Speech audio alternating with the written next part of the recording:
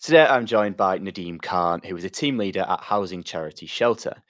Nadeem has been with Shelter for more than a decade now and was awarded a British Empire Medal for services to the homeless during the COVID pandemic. Today, we're going to be talking about how to navigate possession and eviction notices. And I think the first question for you, Nadeem, is why is it important to talk about this topic? Thanks for having me on, Dan. Possession and eviction are the most common reasons people are reaching out for help with right now. So, with rising housing costs and a shortage of affordable homes, more people than ever are facing homelessness. So, by sharing our insights with the professionals in the housing sector, we're really hoping to kind of equip them with some knowledge to provide the best possible support and prevent more people from reaching crisis point. So, when we get to that scenario, what is a typical example of how why a client might reach out to Shelter, and what might they reach out to Shelter for advice on? Of course. So, I mean, a typical scenario might be where a landlord's asked a tenant to leave and they want to know their rights or options. So, they might have received a notice, there might be rent arrears, there might be another reason like the landlord selling the property. And most people don't know whether their notice is valid, how much time they have, or what their next steps should be. And that's where shelter comes in. So, we help people understand their rights. We'll challenge unfair evictions where we can, and we prepare them for the next steps if they have to leave.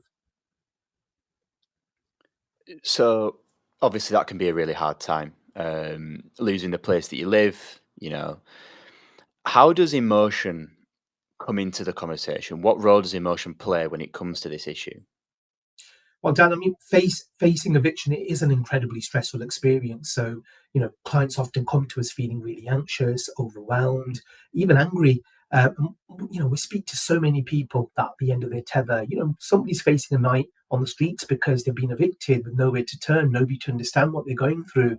Somebody's just been a victim of domestic violence. They don't know what their rights are. So, we're kind of hearing from people that are struggling to keep a roof over their head, whether that's because they've fled an abusive relationship or having to choose between paying for food, heating, or rent.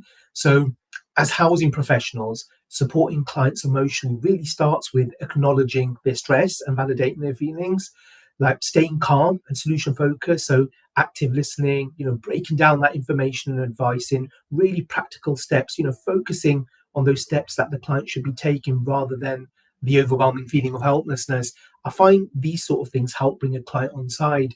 So we also kind of have to think holistically as well. So as well as getting that advice out to them and as well as validating their feelings, what more practical steps can we be taking? What other support can we buy in for them? So, are they getting that support? Do they need mental health services? Do we need to refer them to domestic violence services? Do they need a food bank because they're struggling with funds? If we can't signpost them, we'll refer them. Thank you very much. You mentioned that what the next steps are, and assessing what that person might need. What steps would you take in that situation? So, I mean, for somebody, for example, that's been made homeless because of, let's say, domestic violence, they'll come through to us to find out what their rights are, and it's really it's a fact finding mission. Really, find out what's actually gone on, what their situation is, and where do they stand. These calls can be incredibly long, or these chats can be incredibly long.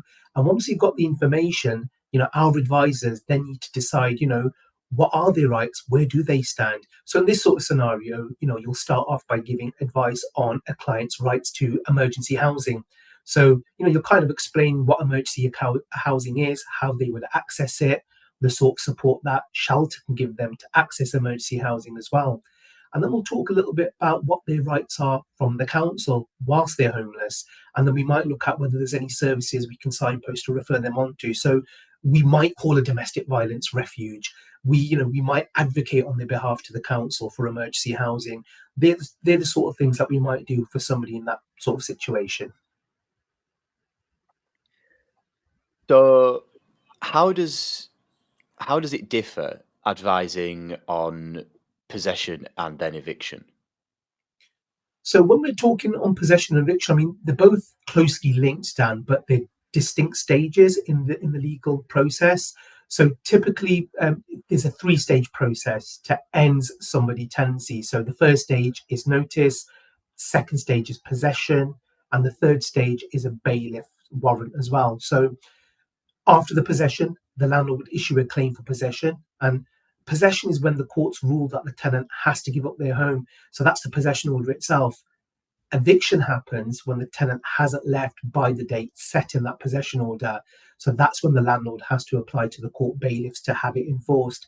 And a common misconception is that once a possession order is granted, there's nothing that can be done. You've got to leave, basically. You've got to leave straight away. However, there might be options available. We might be able to challenge the notice if it's invalid. We could even negotiate with the landlord.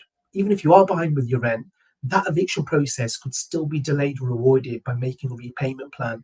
It is really going to depend on the facts of the case. And as I was kind of alluding to earlier, a key part of advising is questioning. So, you'd be establishing the client's tenancy type, what sort of notice the landlord's used. Is there something that the landlord's not done that they're supposed to? Anything there that we can use to get the court order dismissed. There's so many variables, and that's why it's important for professionals to stay informed by keeping their knowledge refreshed, making use of resources. If in doubt, we've got a fantastic website, shelter.org.uk, and we have a section for housing professionals. When someone is going through that eviction process, or they've had to leave their home, at what point would emergency housing be considered an option, and what's that like for the client? Well, emergency housing is provided by local authorities, councils, when a person is legally homeless and meets certain conditions. So, usually you're legally homeless once you have to leave, once you've been evicted from the property. And the council will only make emergency accommodation available if you meet those conditions. So you've got to be in what we call priority need. So priority need would include families with children, pregnant women, people who are young, 16 or 17-year-old, or people who are vulnerable because of health issues. But that reality of emergency housing can be different and can be quite difficult as well, Dan. So clients are often placed in bed and breakfast accommodation, and that might be miles away from their local area, disrupting their social networks, their support networks, and conditions can be quite cramped as well. So sometimes, we've got families that are living in a single room for weeks or even months. And whilst it is a safety net, it's far from being a stable home. So it's kind of really important to prepare clients what to expect, whilst also kind of helping them explore their long-term options. Obviously, I mentioned in the introduction that you have been at shelter for more than a decade now. What can you share with us from your time working at shelter that the listeners might be able to action or might be able to learn from? I mean, being aimed at professionals, the first port of call for a professional should be, if you're in doubt about somebody's rights, please get advice. We've got an expert housing advice service, and we offer one-to-one advice by phone and web chat. Professionals help clients with housing and debt issues. There might often be defences to possession orders, or at least ways to delay the process and buy a bit more time. And the earlier you can support your client, the more options they'll have. And it could make all the difference in helping somebody keep or lose a roof over their head. Absolutely. Thank you very much for that. That's everything we have. Thanks for joining us. Thank you ever so much, Dan. It's a pleasure. Take care.